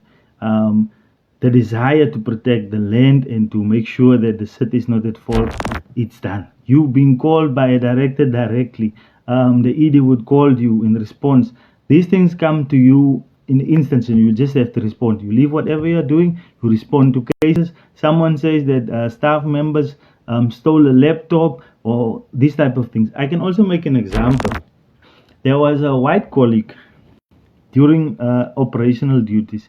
He was accused of making racial remarks, who called black people they are black and they are stupid and those type of things. Maybe out of frustration, maybe out of being tired of doing the job. But he was a white guy operating in a colored in an African area, where they sort of like recorded him, and they had evidence that he said that they are black and they're stupid and they must go back to Eastern Cape.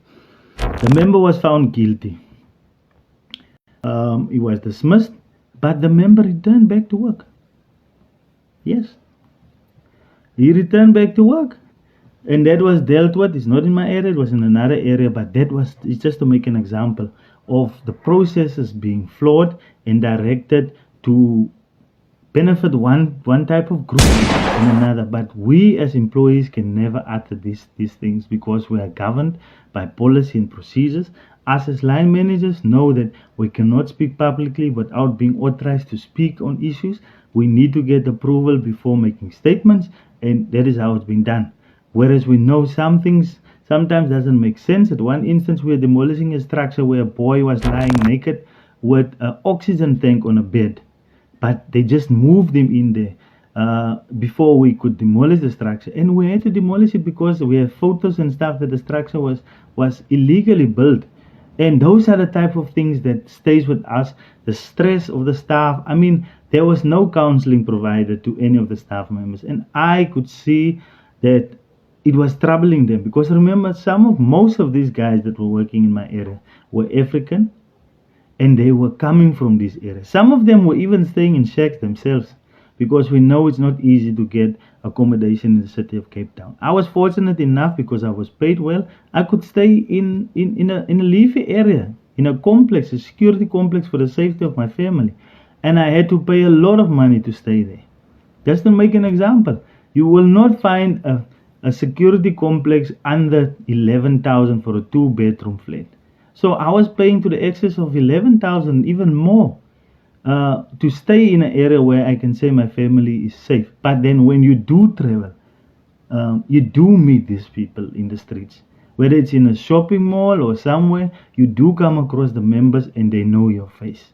And sometimes I had difficult conversations with people who confronted me about what happened. And I could not even, I felt uneasy, I felt unsafe. But these members still throttled through all that experiences, and we did not receive counseling on those things. Just to brief you, sorry for dwelling off, but I just needed to deal with that issue. Then the objections that I've wrote, again, the objections were signed by all members, including the cleaning staff, when it was in excess of about 50 members who then objected also individually on paper or by email, saying that they are objecting against the relocation, stating their concern that they will have to travel in buses, long hours, and when they come home it will be quite some time before they come home. So yeah, the management still didn't respond to us. To speak on the issue of unions, yeah, and I must choose my words very wisely now. The city of Cape Town has 2 unions, 3, but the other one is unofficial. I don't know whether they're official now. But the unions that mostly present staff members is your Samvo grouping and your Imatu union. Now, my disappointment came with regards to this union. Remember, as an employee, you pay a subscription fee to a union that you believe will be there to protect you and to speak on issues and challenges that you need to be sorted out. So Imatu members went in scheduled meetings with their representatives. Samvu members went in scheduled meeting with their representative to discuss the issue of the injustice that is being dealt with, the relocation policy that has not been followed, the minutes that I've read to you guys. And the unions was the one, specifically Samvu, because I was a Samvu member, stated to us that they are protecting us. They will fight for us. And they were in that meetings and they were making suggestions that they were already there against the relocation. And then they state that members need to be consulted. And when I pointed out the issue of the minutes, where Samvu was present and Samvu was told, Enumat was told they were in a meeting prior to the meeting of September the 12th, they were in a meeting on the 10th discussing an issue with LB Mering. They denied and said LB is lying. The minutes stated LB was going to consult us. He came back and said, no, on the 19th of November, he will only consult us when he will only give feedback to the DLC. But he already knew what was the challenges. The union was informed and the union said nothing. So I will leave it there for now. I will deal with the union issue on a later stage. So then, the challenge was now that everyone objected, saying that you are giving us the 6th of November 2018 to relocate on the 9th. This is ridiculous. How can we relocate at such a short time? objections was written. Then the tactic started of the director, Rihanna Pretorius and Mr. L.B. Mayram.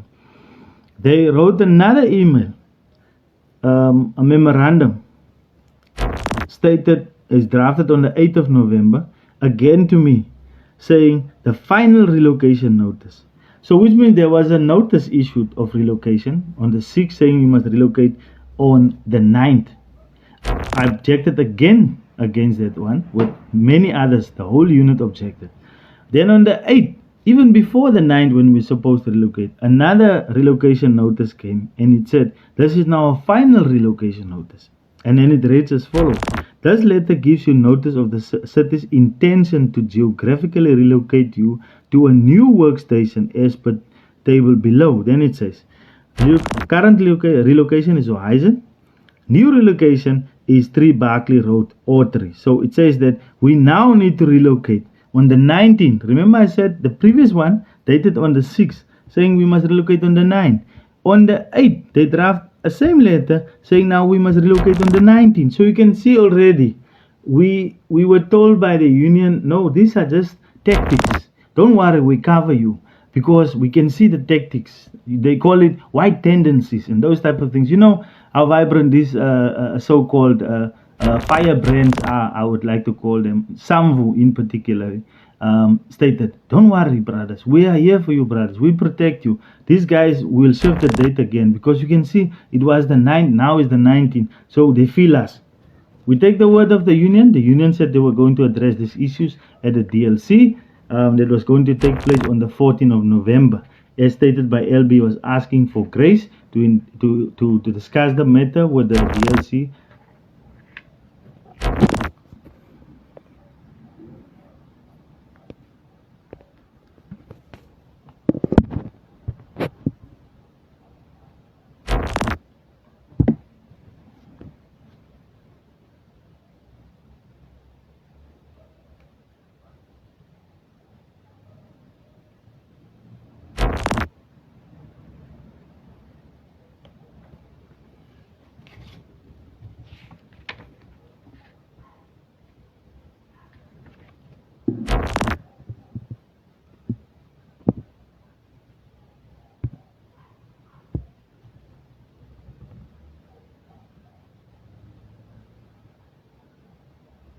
My apologies, I don't know what is the interruption. I don't know if I'm still live. I was just cut off. My apologies, I don't know what is happening. I'm trying to relocate to reconnect